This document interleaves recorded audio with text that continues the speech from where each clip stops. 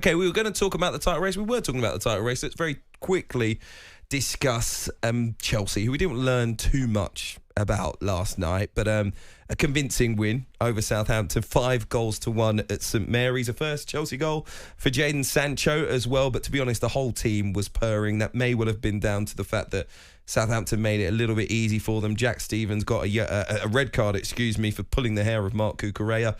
But ultimately, his side, I don't think we're ever going to win that game. It was far too easy for Chelsea. But again, scoring 5, looking pretty good.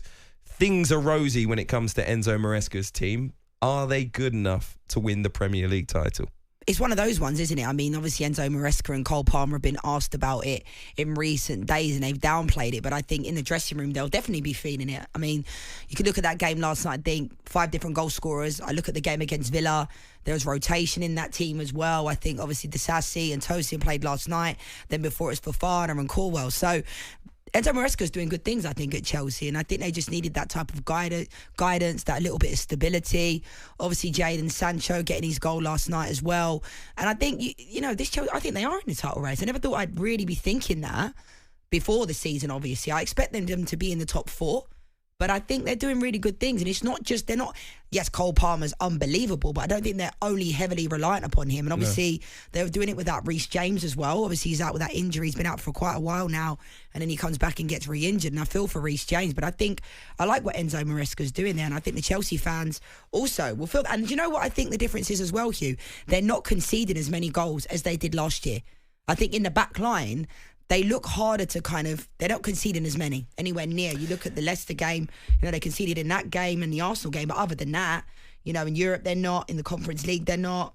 Against Villa, they didn't concede. Obviously, Southampton scored, but I think they look convincing. They just look more assured. I think Caicedo's playing better as well. Their relationship with Enzo Fernandez, his relationship, I think, has grown. Yeah. Listen, it's a very solid structure to the tactical formation. I think that helps. And I think the players I don't want to say that the pressure has maybe been off them in terms of recent years, because they're still Chelsea Football Club. But I think a lot of the young players that they've brought into the team are obviously seeing for the first time in their careers. You think of the likes of Noni Madueke being able to go out there and truly express themselves. The same with Cole Palmer, albeit he was great last season. But again, this time at Chelsea is really a first opportunity for him to go out there and shine. You think of the likes of Ruben Colwill, Malo Gusto. There's a number of players in that team that I think they're just enjoying themselves at this point in time.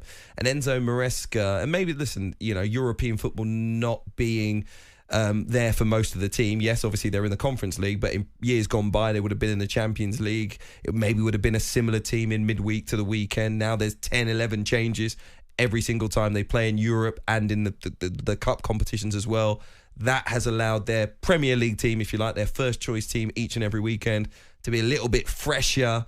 And that has also helped, I think, the mindset and also the physicality Nicholas of the Jackson team as well came under a lot of scrutiny last year, and I think he started to score goals. A player that I really like is Nkunku. I saw him play a lot with RB Leipzig, and I think he got injured when he first came, but I think he's got a lot to offer, and I think he's doing okay at the moment. He does, but I'm slightly worried about where he plays best in the Chelsea team, because actually when you look at he's kind of he's like a floater, isn't he? He's like well, that's a bit harsh, but he's like a second striker. Do you know what I mean? Where you don't think he can necessarily play as in that Nicholas Jackson role, leading the line.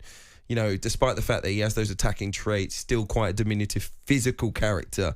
English football maybe not suiting him exactly, but then you think, is he a natural winger or a natural number 10? I like him coming from wide, Do you? Yeah, I do. With RB Leipzig, he did that a lot. He'd cut inside, and I think he was quite successful in doing it. But I agree with you. It's going to be hard to think, where can he play in this team when everybody's available? But I think Enzo Maresca's doing a really good job, because I don't think people expected him. I don't think Chelsea fans expected this.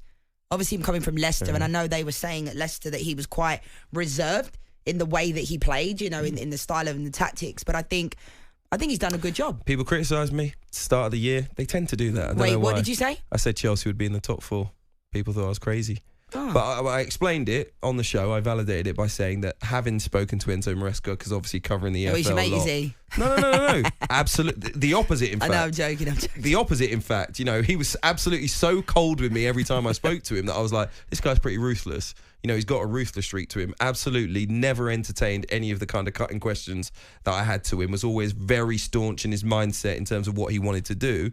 And the second thing was when I spoke to the Leicester players and asked them kind of what's been key to them winning the championship title, what has been key to the improvements in the team, no one ever mentioned the player. They never said, well, we've been working hard. They all just said 2 words, the manager. And I think when you speak to a group of players, you look them in the eye and everyone is telling you that this person, this character has been so impactful on the football club. You think, well, if he goes to Chelsea and has anywhere near the same impact with the quality of player that he has there, then I think they'll do well. And that was all I based it on. Absolutely all I based it on. I think he's a very, very good coach. And we're seeing that at Chelsea at this point in time. So I was right. Big game oh God, you're always right, aren't you? You're always right, aren't you? Big game at the weekend against Spurs, though. Well, listen, if you call that one a rivalry?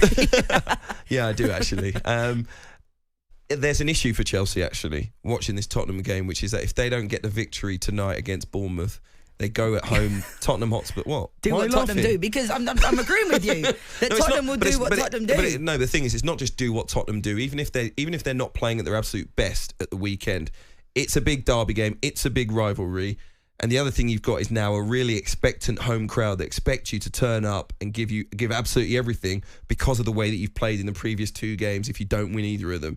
So now there will be a bigger expectation on just the physicality, the running, the intensity for Tottenham if they don't win this game tonight. Like they do with the big teams, though. That's what I'm saying. I know they play well against the big teams, but I think their fans will apply even more pressure to them going into the game against Chelsea at the weekend. So it will be tough for Enzo Maresca's team.